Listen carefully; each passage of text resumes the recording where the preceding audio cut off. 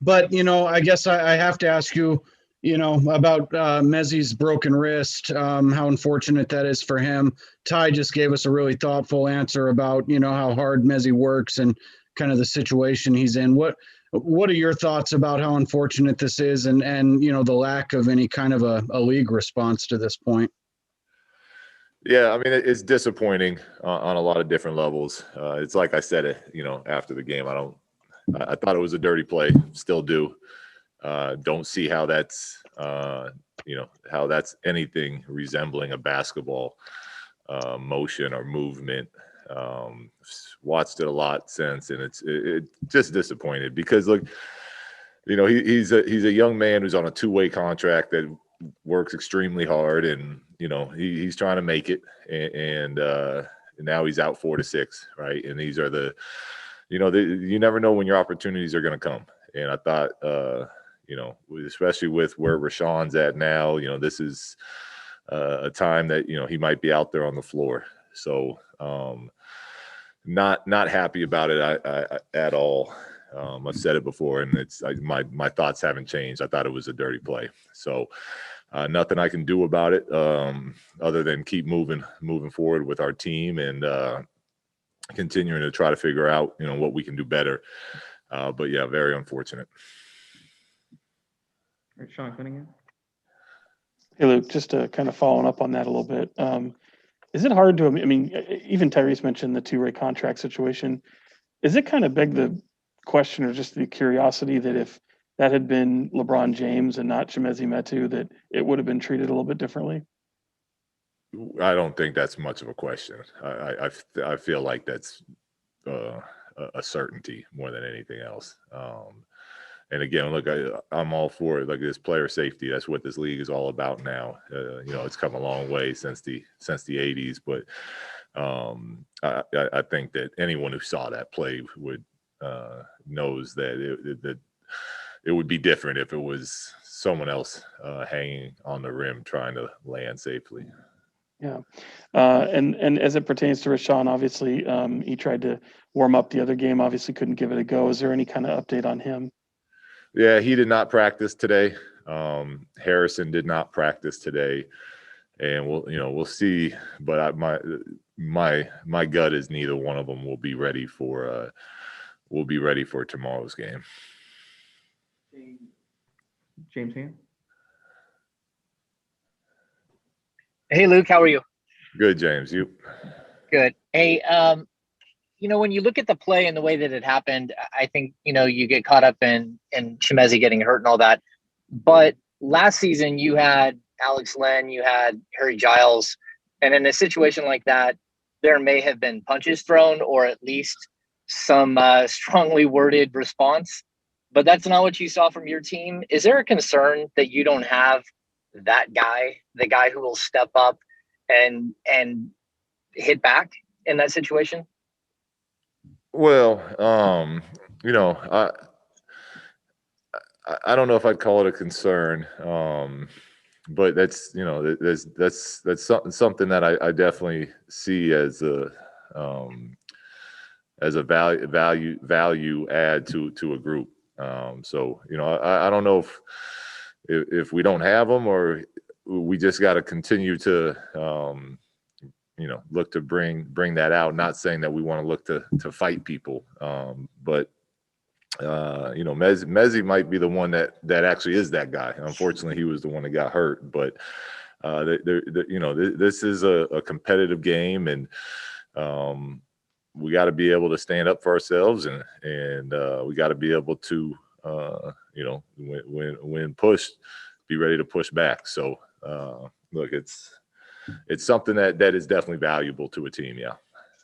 Is this a moment where maybe it is a teaching moment where you can say, look, we shouldn't let this happen, and we certainly shouldn't let him go down on the other end and dunk on us and do the same exact thing and not get thrown 3 rows into the seats. But is there a certain moment where this could be where your team needs to learn that that's something that isn't acceptable and that they need to push back?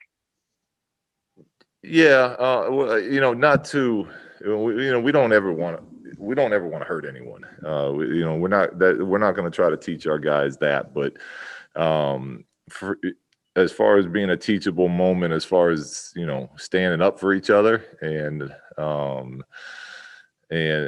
pushing back, absolutely.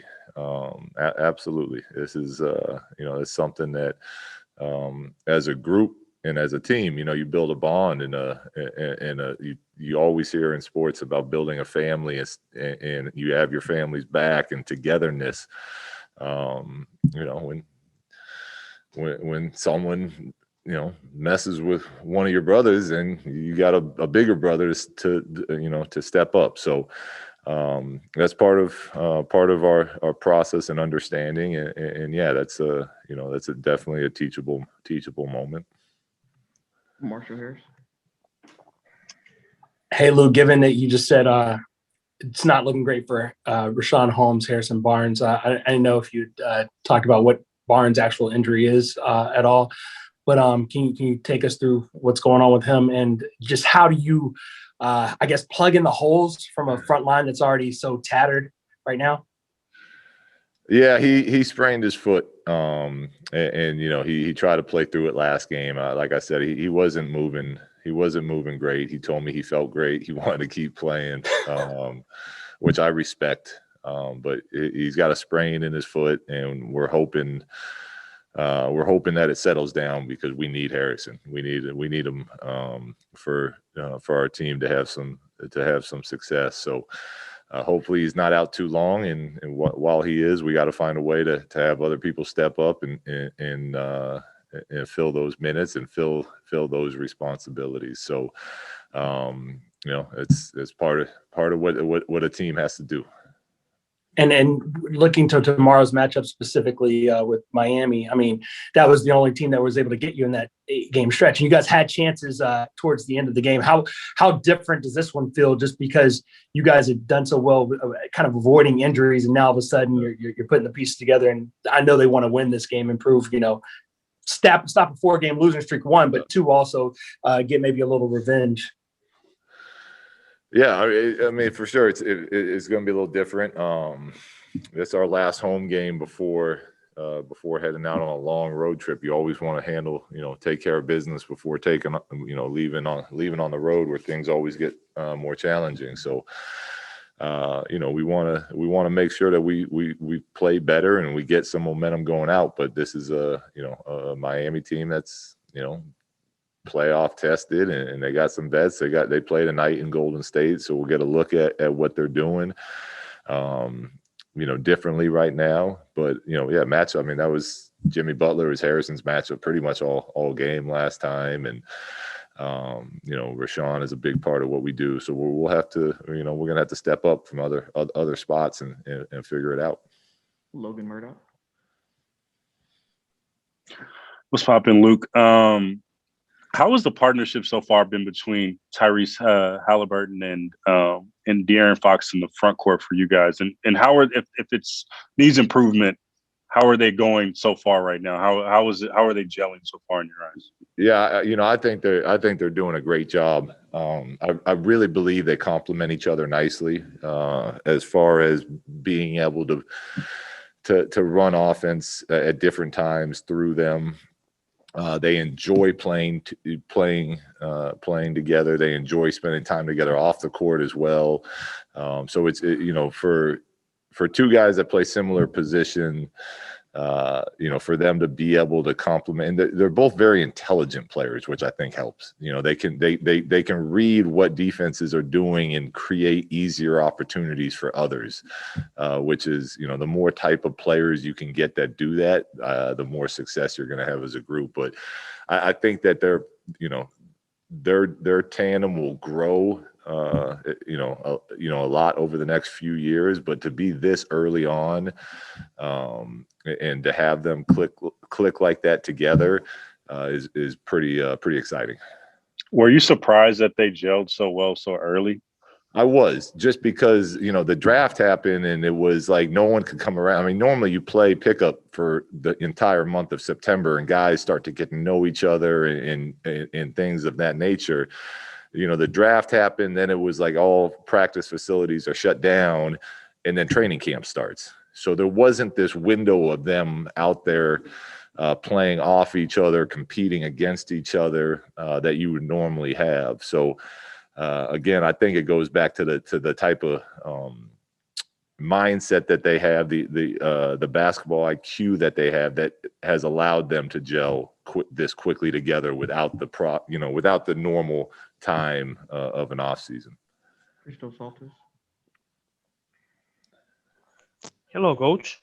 I would like to ask you, what was the biggest lesson and what did you learn from the last 4 games of your team? How fine of a line it is between playing at a high level and winning and having slippage, and how quickly things can change, which is a great lesson to learn. I mean, when you're around the game long and you know that, but for our team to learn that and to see it and to go through it again is a painful lesson, but it's one that hopefully, not hopefully, but that will eventually hit home to where we don't keep having these highs and these lows of 7 out of 8 and then 4 straight losses. And, when you lose 1 or 2, which every team will, you kind of cut it off right then. And that's something that we're still trying to figure out. And a big part of that too is, with the injuries that happen, like that grouping, that rotation and rhythm we had that had found that success, we haven't got back to yet. So part of that is learning that lesson that, as a team as a whole, but then also learning the lesson of, hey, as guys get hurt, like there's no time to, okay, let's just wait till they get back. Like we have to be ready to step up and fill those roles quickly. And we're going through that right now. And also for tomorrow's game, what is the mindset of the team? Is it a kind of a fresh start for you after 4 tough games? Compete at a high level. That's it. We don't know who's going to be starting for us. We don't know, what bodies we'll have, but whoever's out there, we got to compete at a high level. And, that's, to me, we've done a pretty nice job of that most of the year. And, tomorrow night can be no different. Now, if we win or lose at the end of the day, of course we want to win, but the effort and the compete level have to be at a very high level for us to have a chance. Just a few more. Jason Jones. Hey, what's going on, Luke? Hey, Jason. With the possibility of not having Harrison and Richaun, you're talking about 2 of your best front court defenders. Given the problems you've had last couple games defensively, just how deep can you go into the bench to try to help with that? Yeah, I mean, look, we've been trying.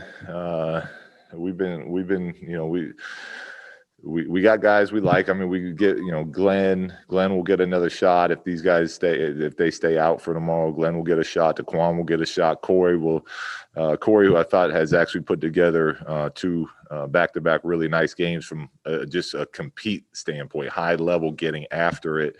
He'll be out there. Belly will be out there. So we're gonna keep putting bodies out there until we stabilize and figure it out.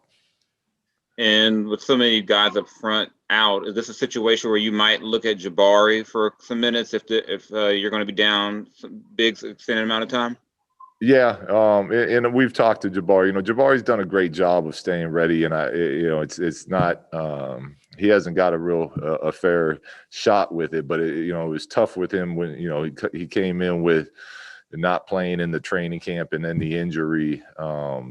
So, he's done a nice job of staying ready, and we're looking into that. Tony Harvey. Yeah, I just got one question, Coach Walton. Considering, all the situations, medical situation or triage, whatever you want to call it, with your roster, with your lineup, seem obviously that you have some players that are ready to go. Could it get down to the point where you might have to bring someone in on a 10-day contract or anything like that? If you could share that with us. Yeah, no, we're not doing any of that right now. Because even Tony, once you get into that, you bringing players back from the bubble, like there's this whole testing system that players have to the amount of time it'll take right now to get a new guy in here and try to teach him anything. hopefully we'll have our bodies back. And with the G League guys that are in the bubble, I feel like they're getting, such good reps right now that, even with them, they'd have to go through that testing protocol as they come back into Sacramento. And now they're out of, the experience of playing that they're getting. So, with what we have, we're going to just, we'll stick with what we have, and we'll keep fighting, keep working.